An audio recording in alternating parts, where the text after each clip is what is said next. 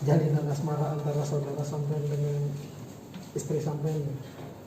Ya itu kalau dibilang itu kan iya. Soalnya apa Pak?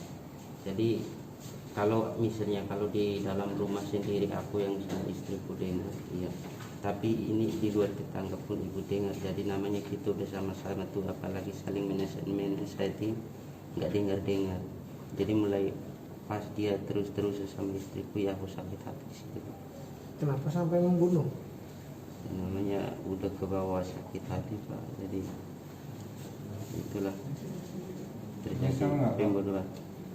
Setelah melakukan ini menyesal? Iya menyesal. Punya anak Pak? Iya. Berapa anaknya? 2. Nggak kasihan sama anaknya Pak? Yang pertama meninggal, yang kedua masih ada. Ada ipar nggak?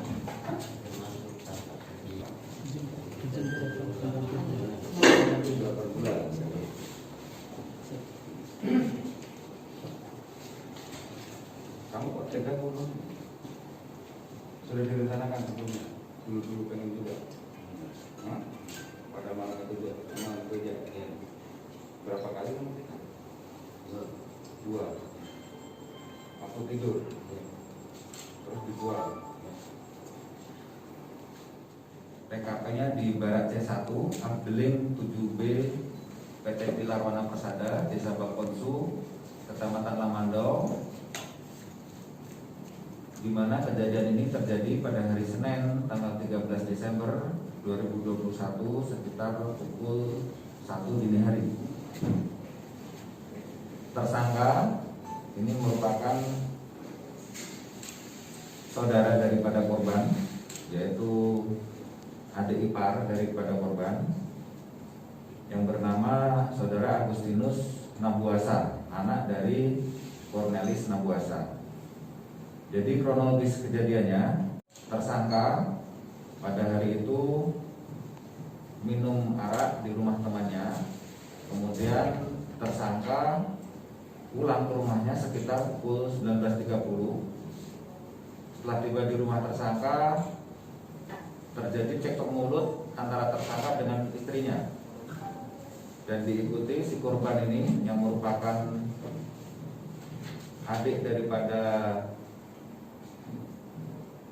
istri tersangka yang bernama Yeremias Nabuasa itu ikut campur dalam cekcok tersebut. Yeremias Nabuasa ikut campur dalam urusan rumah tangganya dan juga ikut mengumpat istri tersangka. Kemudian tersangka ini merasa sakit hati kepada korban. Lalu muncullah niat daripada tersangka ini untuk membunuh korban, yang biasa digunakan untuk bekerja di kebun untuk membunuh korban, tapi sempat niatnya dibatalkan karena korban waktu itu belum tidur. Dan setelah menunggu sampai jam 00.00 karena tersangka ini masih kesal dengan korban, kemudian tersangka ke belakang rumah untuk makan sirih untuk menenangkan diri. Akan tapi tersangka ini masih tidak tenang. Kemudian tersangka kembali masuk ke dalam rumah, mengambil pisau yang dia persiapkan sebelumnya, dan tersangka ini mendekati korban yang sedang tidur. Lalu tersangka menusuk dada korban 1 kali menggunakan pisau. Kemudian korban sempat terbangun dan berusaha duduk, namun tersangka kembali menahan tubuh korban.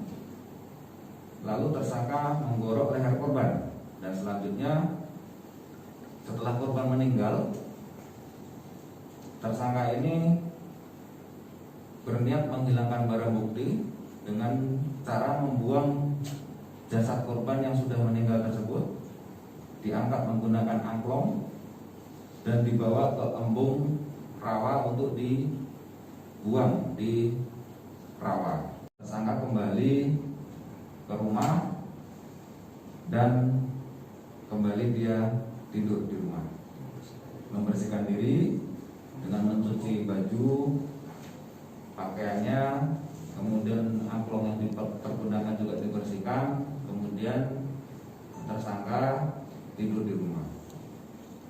Pagi bangun, si istri tersangka ini melihat banyak bercak darah di rumah. Kemudian istrinya membangunkan tersangka dan mencari korban yang saat itu tidak ada. Dan masyarakat kemudian melakukan pencarian dan ditemukanlah jasad korban di dalam rawa. Ada dugaan bunuh diri, apakah memang sengaja dia yang membuat alibi itu bunuh diri?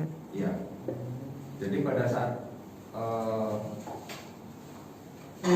dia melapor kepada tetangga sebelah bahwa ada bercak darah di rumahnya, dia sempat menyampaikan bahwa kemungkinan si korban ini bunuh diri, dan dia juga lah yang menunjukkan arahnya di mana kemungkinan korban ini bunuh diri. Jadi untuk menghilangkan alibi terhadap pembunuhan itu, dia sempat menyampaikan kemungkinan si korban ini bunuh diri. Dan ternyata tapi setelah kita angkat jasad korban itu terdapat luka-luka di leher dan dada yang merupakan luka tusukan benda tajam. Baju-baju yang dipergunakan maupun peralatan-peralatan yang dipergunakan untuk membuang tersangka dan menghilangkan barang bukti.